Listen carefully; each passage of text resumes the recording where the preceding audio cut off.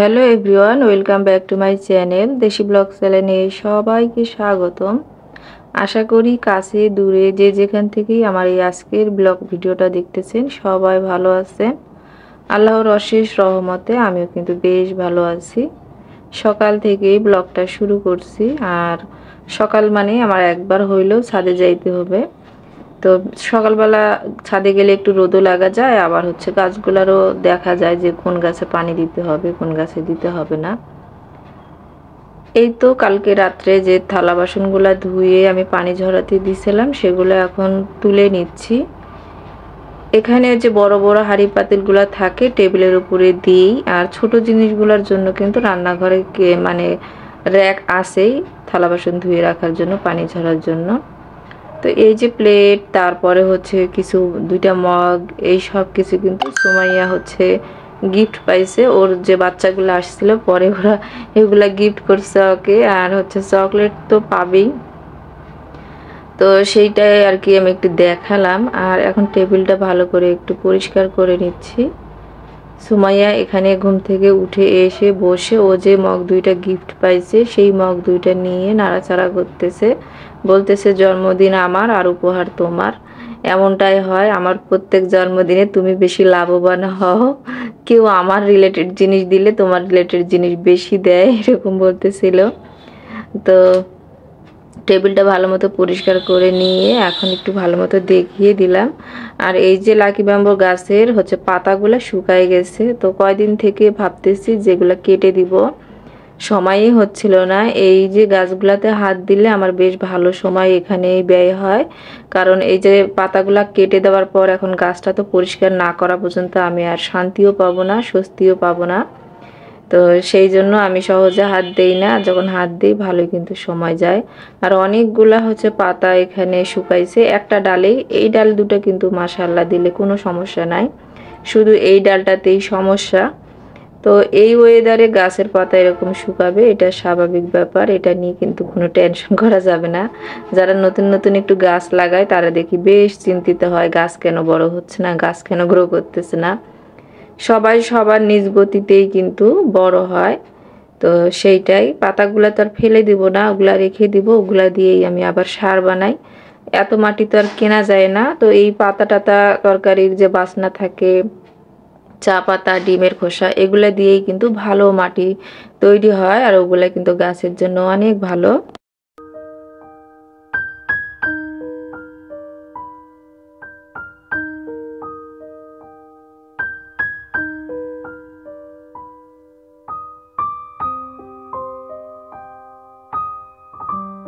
আচ্ছা, গাছের তো পরিচর্যা হলো, এখন আমি কিন্তু আমার অনেক কাজ আছে সেগুলা সেরে নিব। আমার আজকে একটা পার্সেল আসছে, শখের একটা পার্সেল আসছে, সেটা আপনাদের সঙ্গে শেয়ার করব। তো সেইটা দেখার জন্য কিন্তু ভিডিওর শেষ পর্যন্ত অবশ্যই থাকতে হবে। এখানে কাজের খালা আসছে, তো এসে থালা বাসন ধুতে উনি লেগে গেছে। সকালের যেগুলো বের হয় সিঙ্কে থাকে, উনি এসে ধুয়ে দেয়, রাতেরগুলো তো আর রাখি না, রাতেরগুলো আমি রাতেই শেষ করি আর কি সব কিছু। আর এরপরে খালা রুমটা ঝাড়ু দিয়ে মুছে দিবে। তো খালার মতো কাজ করতেছে আর আমি আমার মতো কাজ করতেছি। রাইস কুকারে তো বিরিয়ানি করছিলাম, এখন রাইস কুকারটা ভালো মতো মুছে টুছে আবার তুলে রেখে দিব। আমি যেহেতু daily lifestyle blog video share করি, তো ডেইলি যেই কাজগুলো করি মানে ওই কাজগুলোই আপনাদের সঙ্গে শেয়ার করি, তবে একটু চেষ্টা করি আগের দিনে যেইটা শেয়ার করছি পরের দিন যেন সেইটা আপনাদেরকে না দেখতে হয়, কারণ একই জিনিস দেখতে কার ভালো লাগে বলেন। তো এই তো আমি এটা কভার দিয়ে রাখি, এতে করে যখন আমি রান্না করার জন্য এটা নামাই তখন আর ওটা আমার মানে ধুলা টুলা থাকে না, ওটা নামিয়েই রান্না বসাতে পারি। আর অনাকাঙ্ক্ষিত পার্সেল চলে এসছে, এত ভালো লাগার জিনিস এটা। আমি মানে অর্ডার করছিলাম অনেক দিন থেকে, এটা আমি খুঁজতেছিলাম, কোথাও পাচ্ছিলাম না, শেষমেশ কিন্তু অনলাইন তো ভরসার জায়গা হয়ে গেছে, এখন অনলাইনে অর্ডার করে দিছি। তো এটা হাঙ্কর একটা পাতিল, এটা আমার খুবই প্রয়োজন ছিল আর খুব শখেরও ছিল। ফ্রাই প্যানগুলো তো কয়েকদিন পর পরে নষ্ট হয়ে যায়, সেই জন্য আমার ফ্রাই প্যানগুলা মানে আর ভালো লাগে না। এই জন্য আমি এখন থেকে এসকেবি, তারপর হাঙ্কো, এগুলা ভাবতেছি একটু নতুন নতুন কিছু নিয়ে দেখি আগে একটা করে, যদি ভালো হয় তখন আমি এগুলাই সব করব। তো আগের যে এসকেবির আমি পাতিলটা নিয়েছিলাম সেইটা তো খুবই ভালো ছিল, বাট এই যে এইটা নিচ্ছি এইটা কেমন হবে না হবে অবশ্যই আমি রান্না করার পর আপনাদেরকে বলবো। বাট এটা যখন দেখতেছিলাম অনেক সুন্দর ছিল এসকেবির থেকে, তো দেখতে বেশ ভালো ছিল, তবে এসকেবির থেকে ওয়েটটা একটু কম ছিল। নতুন স্টিলের জিনিস তো একটু আয়নার মতো চকচক করে, এটা স্বাভাবিক ব্যাপার, এটা ব্যবহার করার পর বোঝা যাবে। এই জন্য আমি আপনাদেরকে এখনই বলবো না যে এটা কেমন হবে, আমি রান্না করে রিভিউ অবশ্যই দিব। তবে এই যে মুখাটা স্টিলের, তো স্টিলের হওয়ার কারণে দেখতে বেশি ভাল লাগতেছিল। এটা হলো 26 cm এর, আগের একটা আমার হচ্ছে 30 cm এর আছে, ওই জন্য আমি এটা 26 cm এর হচ্ছে অর্ডার করছি। আমি 24 cm এরটা অর্ডার করতে চাইছিলাম, তো ওদের কাছে ছিল না। এখন দেখতেছি কি না 26 cm এরটা ঠিক আছে। এই হ্যাঁ, আর যদি 24 cm এরটা অর্ডার করতাম ওটা একদম ছোট হয়ে যেত, ওটা আমার কোনো কাজেই লাগতো না, কারণ আমাদের যেহেতু সদস্য সংখ্যা একটু বেশি খাওয়া দাওয়ার, তো সেই জন্য। এরপরে কিন্তু আমি এখন সন্ধ্যার পরে ভিডিওটা শুরু করছি। ইদানিং সুমাইয়ার মিস হচ্ছে মাগরিবের পর 7টা বাজে আসে, তো ওনার মানে পরীক্ষা হচ্ছে, তো পরীক্ষা হওয়ার কারণে একটু লেটে আসে। তো যাই হোক, আমি না কালকে যে ওর বার্থডে গেছে, তো অনেক রান্না বান্না করছিলাম, কিন্তু তো রান্নাঘরটা পরিষ্কার করলেও হবে কি তেল চিটচিটে হয়ে গেছে, যেখানে হাত দিচ্ছি সেখানেই তেল চিটচিটে। তো ভাবতেছি পুরো রান্নাঘরটা এখন ডিপ ক্লিন করতে হবে। আর এই জন্য আমি এটা দিনে করি নাই, কারণ হচ্ছে দিনে আমার অনেক কাজ ছিল, এটা করতে বেশ সময় লাগবে। বলতে পারবো না যে 5 মিনিটে আমি পরিষ্কার করে নিলাম, এই রান্নাঘরটা পরিষ্কার করতে আমার আধা ঘন্টা আর কি সময় লাগবে। তো যাই হোক, সকালে আমি গ্লাস স্ট্যান্ডটা ধুয়ে দিছিলাম, মানে যেগুলো ধোয়ার ছিল ওইটা এখন আমি সেট করে দিলাম টেবিলে। আর অনেক বাসন কুসন দেখতেছেন তাই না, এগুলো দুপুরে খাওয়া দাওয়ার পর আমি কিছুই হাত দেইনি, আমি রেস্টে নিছি, কারণ রেস্টের প্রয়োজন আছে। রেস্ট ছাড়া কাজ করতে গেলে অনেক রাগ ওঠে আমার, আর মায়েদের রাগ ওঠা মানে সেই রাগটা কিছুটা হলেও বাচ্চাদের গায়ে পড়ে। এই জন্য আমি যখনই ক্লান্ত লাগে আমি হচ্ছে গিয়ে রেস্ট করি, পরে গিয়ে কাজ করি। তো যাই হোক, এখানে সুমাইয়ের টিফিন বাটি, তারপর পানির পট, এগুলাই বেশি আছে। আর এই সব কিছু খুবই হাত চালু করে ধুয়ে নিচ্ছি। এরপরে এগুলো আমি যেখানে যেটা রাখি সেইখানে পানি ঝরাতে দিয়ে এখন হচ্ছে আমি রান্নাঘরটা একটু গরম পানি করে ভিম লিকুইড দিয়ে আগে মেজে নিব। আজকে পুরা রান্নাঘরটা এরকম মেজে মেজে পরিষ্কার করব, কারণ তেল চিটচিটে এত বেশি হয়েছে যে এটা শুধু হচ্ছে টাওয়াল দিয়ে পরিষ্কার করলে চলবে না। আগে থেকে আমি একটু ভিম লিকুইড আর গরম পানি দিয়ে স্প্রে করে রাখছিলাম, ওইটা স্কিপ হয়ে গেছে। এখন একটা টাওয়াল ভালো মতো ধুয়ে তারপরে এরকম করে চিপে টিপে নিয়ে মুছে নেব আর কি।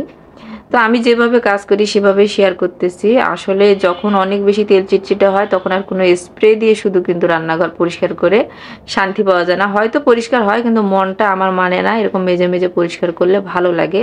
তো সেটাই শেয়ার করতেছি। তেলের জারগুলাও হচ্ছে মুছে নিচ্ছি, যেহেতু এগুলোতে তেল আছে তো ওই জন্য আর এগুলো ধুয়ে টুয়ে দেইনি। যেগুলো ধোয়ার মতো সেগুলো সব আমি ধুয়ে দুপুরবেলা পানি ঝরাতে দিয়েছি। এখন সব জায়গায় মুছে মুছে রেখে দিব, যখন যেটা করার প্রয়োজন হয় তখন সেটা করতে হয়। আর এই যে চুলাগুলা ভালো করে একটু ভিম লিকুইড দিয়ে মেজে নিচ্ছি, অন্য কিছু দেই নাই, শুধুই ভিম লিকুইড আর একটু মানে গরম পানি করে নিচ্ছি, ওইখানে এই মাজনিটা হচ্ছে একটু দিয়ে মেজে নিচ্ছি, তাহলে হয়ে যায়।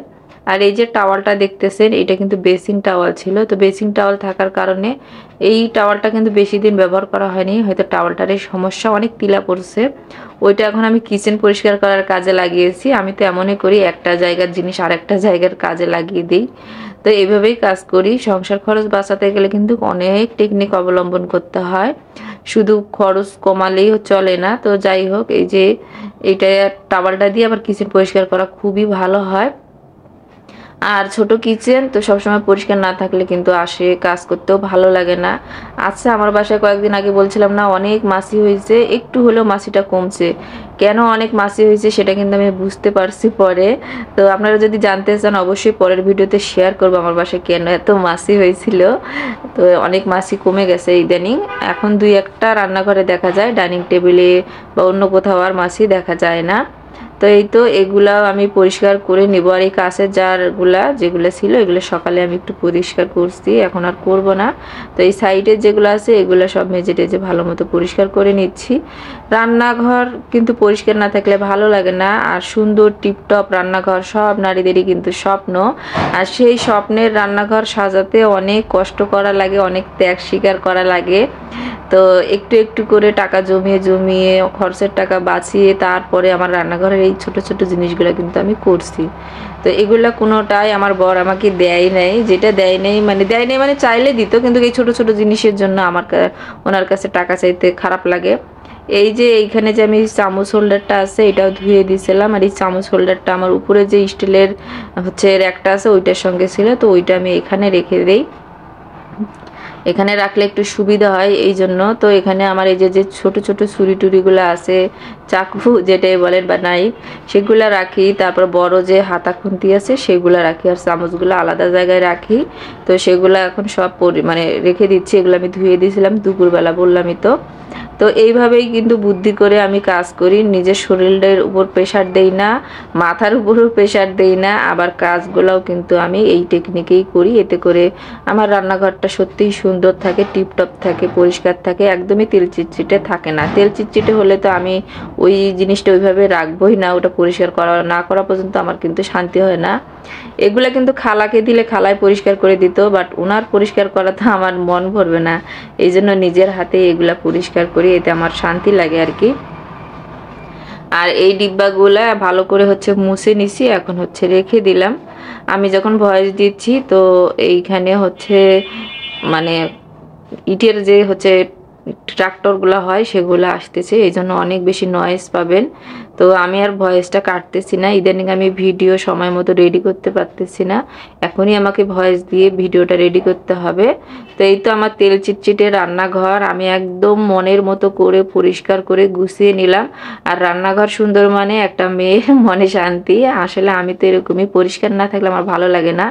আমার কথা, আমি ভর্তা ভাত খাবো তাও শান্তি, কিন্তু বাসাটা পরিষ্কার থাকা প্রয়োজন আছে। যেই জায়গাটাই থাকবো সেই জায়গাটা যদি পরিষ্কার না থাকে তাহলে ভালো মন্দ খেয়ে কোনো শান্তি নাই। আমি তো এমনই ভাবি। আসলে আমার ভাবনার সাথে হচ্ছে আপনাদের ভাবনা নাও মিলতে পারে, তবে আমি তো আমার মতোই হব, তাই না? এখন টাওয়ালটা ভালো মতো ধুয়ে তারপরে সিঙ্কটা হচ্ছে মেজে নিব। তো টাওয়ালটা আমি একটুখানি ডিটারজেন্ট দিয়ে ধুয়ে নিছি, এখন এটা হচ্ছে পানি শুকাতে দিব, কারণ এই টাওয়ালটা লাগে সবসময় রান্নাঘরে। আর আমার অনেক টাওয়াল নাই রান্নাঘরে, যেটা সত্যি কথা। ওই দুই একটাই আছে, ওই দুই একটাই ধুয়ে টুয়ে কাজ করি আর কি। বেশি জিনিস কিনে রাখলে ওগুলা রাখারও সমস্যা, আর টাকাটাও বন্ধ হয়ে থাকে। সিঙ্কটা খুব সুন্দর করে পরিষ্কার করে নিচ্ছি।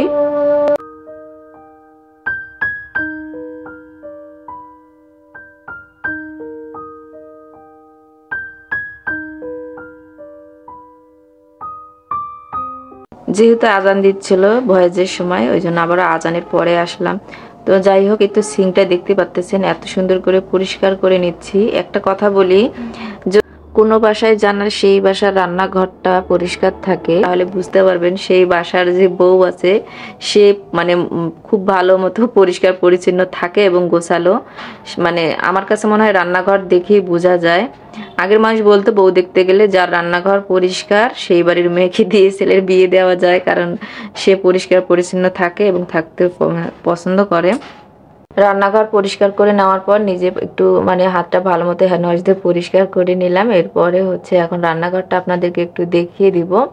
এখানে আমি এই টাওয়ালটা রাখি পরিষ্কার হাত মোছার জন্য, আর ওইদিকে একটা টাওয়াল রাখি, ওইটা সিঙ্কে কাজ করার পরে হাত মুছি। তো রান্নাঘর পরিষ্কার করে এখন কিন্তু মনে হচ্ছে যে না, শান্তি। কাল থেকে আমি অশান্তিতে ছিলাম, এবার শান্তি লাগতেছে, খুবই সুন্দর লাগতেছে।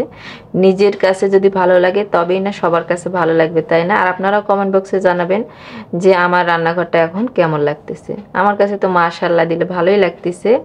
আর তেল চিটচিটে রান্নাঘর এইভাবে কিন্তু আপনারা চাইলে আধা ঘন্টার মধ্যে একদম পুরাটাই পরিষ্কার করে নিতে পারেন।